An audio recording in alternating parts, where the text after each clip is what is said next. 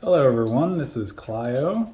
I just wanted to do a video of my Irish Shilling set. I've decided to sell the set, so I wanted to kind of review the coins and my thoughts on them. This was one of my first, I feel like, really nice sets that I built. I'm moving on to some other projects and just don't have a good reason to hold on to this anymore. The money is going to go towards other bigger coins, and the excitement of building a lot of coin collections is the hunt. So this one is kind of stalled out a little bit. I'm at a point where I'm struggling to find new pieces for this set, and because of that, I'm just going to go ahead and move on and sell these on to someone else who might appreciate them. So I just want to review these. So first off, I have a 1928 shilling to show. This is one of the most common years, especially as far as mintages go. But when you look at the pops for them, they're quite scarce uncirculated. And this is the case for a lot of Irish shillings. Some of the nicest ones you can find are actually the ones with the lowest mintages. And that just had to do with how they were presented, whether or not they were put in sets. These, I would say, are actually more common to find in proof and high grade than mint state examples. This was one of my first really nice coins. I purchased from a dealer out of Northern Ireland, and he is no longer dealing in Irish coinage, unfortunately. He's just reached that age, and he has other concerns at the moment, but really stunning coin, and I feel like I could have gotten a lot of other nice ones from him if he hadn't retired so soon. So anyway, this is the second one. So this is 1930. They didn't mint these every year, so they actually skipped 1929, resumed in 1930. This was during a time when they were really just minting some coinage to get out into circulation rather than replacing the coins that were currently in circulation. So Ireland had recently gained its independence from England, which means that they wanted some national identity. They designed these coins. The first ones were minted in 1928, of course, but they really didn't produce enough of them to replace the currency in circulation. So just as a lot of collectors would know that foreign coins circulated side by side with US coins until the 1850s, the same was happening in Ireland, where there was still a lot of English coinage for a while to come. These are all 50% silver, which means oftentimes they tone in odd ways. This one came out of a box, which would explain its really dark toning, kind of a dark sulfur toning it was in for quite a while. A very difficult date to find in high grade. They do exist. I do think there's some 65s in the pops, but just unfortunately none ever came to market in a capacity that I could purchase. So this one is quite nice. This one's an old green holder, as a lot of people call these. One of the earliest ways that you can get foreign coins in PCGS holders, these old green holders, they were never in any rattlers. So this is a really nice example, 1931. Really, any of these early dates are quite scarce. You can kind of check out mintages, but the mintages don't really reflect properly which ones are scarce and which ones are not. But I'll kind of cover a little bit more of that. 1933, this was an example that I bought in Ireland. I purchased it at the Dublin Coin Fair from a gentleman from Australia, actually. Very few of my coins actually came from Ireland. I lived in Ireland for 3.5 years, was able to pick up a few examples, but for the most part, most of them were from outside of Ireland.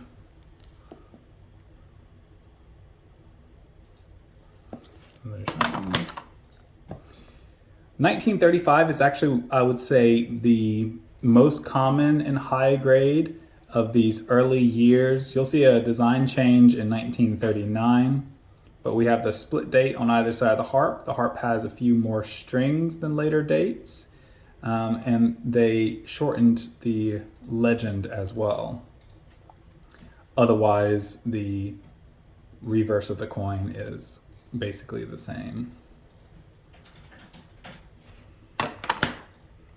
This is the key date of the series. This is 1937. Extremely difficult to find. Since I have started collecting, only one has come to market, I would say. It was sold in a Noonan's auction in 2021, I believe.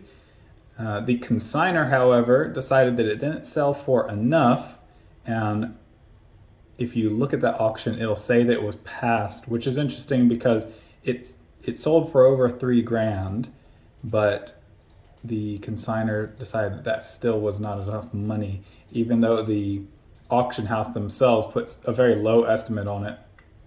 This one I purchased as a resale from another collector who had purchased it off of Heritage Auctions. So I was able to get it directly from them. Still cost me quite a bit of money. And this one has been to market 2 times before then.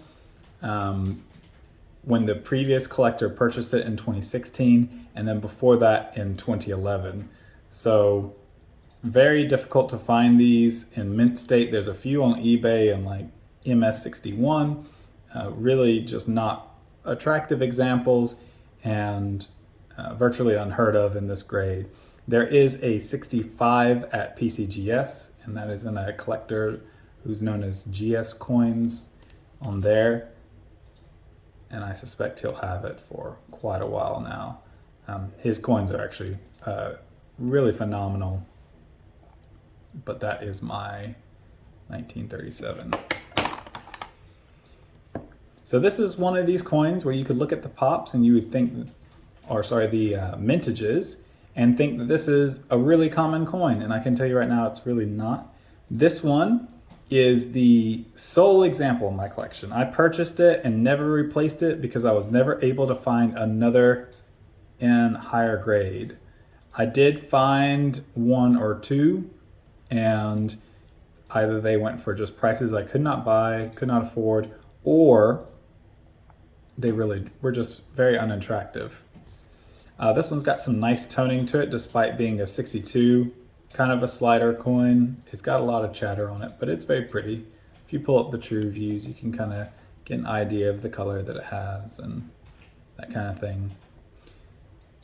A relatively inexpensive coin considering how difficult it is to find, which you'll find is the case with a lot of this Irish coinage. This is one that's in a similar boat. I bought this in Ireland. This is a 1940. Once again, you look at the mintages, doesn't seem like it should be particularly scarce, but it is.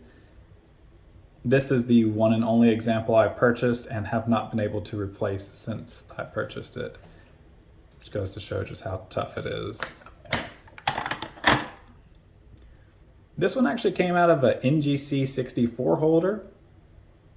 I don't know that I agree with the 65. I feel like 64 seemed right. It's kind of got some issues. There's some crud stuck in the harp strings in a few spots.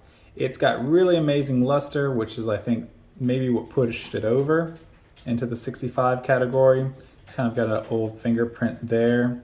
Just a reminder to those of you who handle your coins, be sure to handle them on the edge and don't put your fingers on the face. You won't see a fingerprint for years to come, but it'll pop up later, and that's what it'll look like.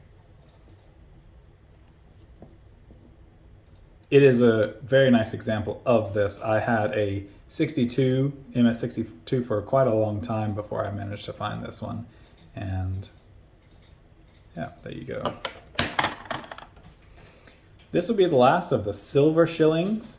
This one's interesting. It's a 66. It's really, really pretty. It's got some nice blue toning in the center, surrounded by that gold toning. The reverse is gorgeous as well. Really eye-popping. This is one of those you'll see on eBay or really anywhere where people are selling these things and they'll say rare date, key date. And honestly, this is actually the easiest coin to find in high grade.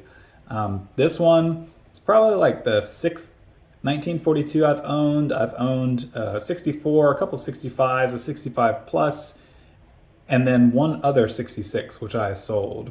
So these are out there. They do come nicely toned because of the box sets that they were kept in.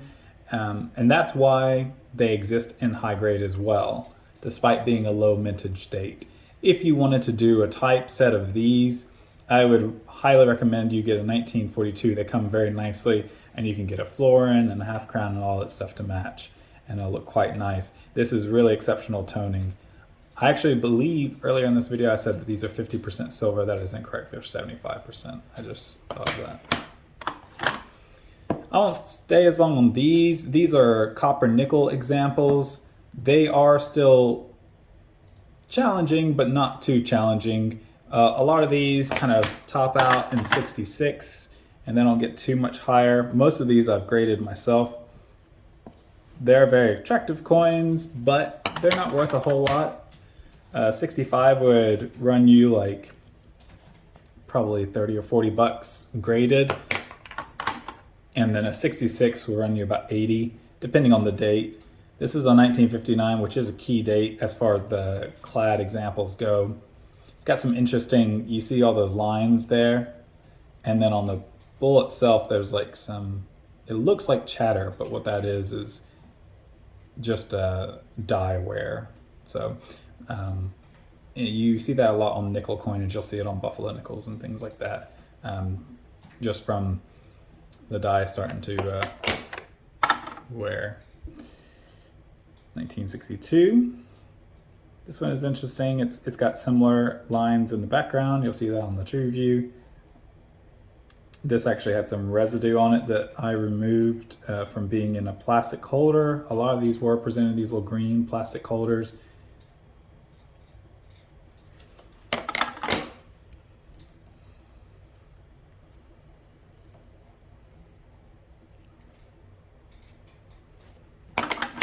This is the one clad example that I was never able to get into a 66.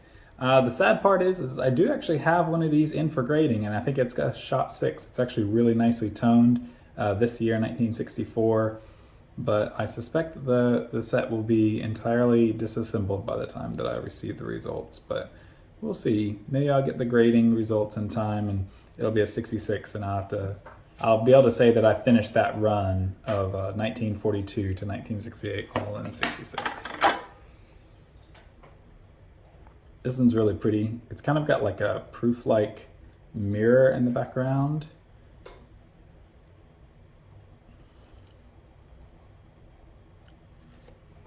And last but not least, 1968.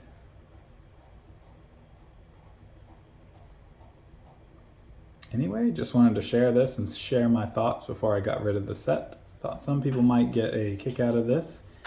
It was my first foray into coins and having them graded and learning how to grade them.